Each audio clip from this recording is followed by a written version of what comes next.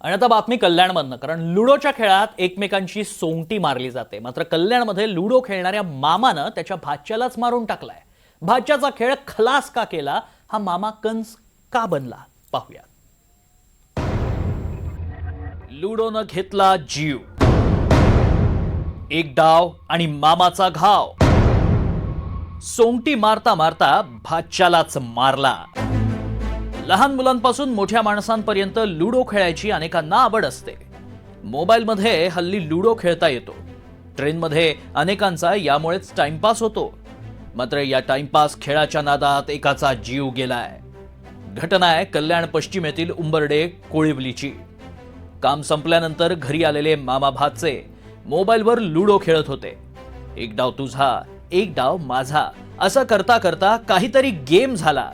आता डाव कोण खेळणार यावरून वाद सुरू झाला.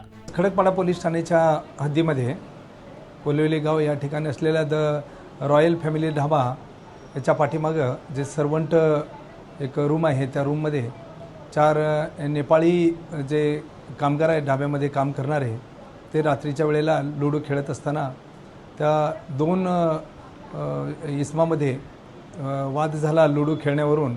आणि त्याच्यातील एक मामा आहे, त्याचं वय आहे विधिसंघर्षित बालकाचं 16 वर्ष 7 महिने.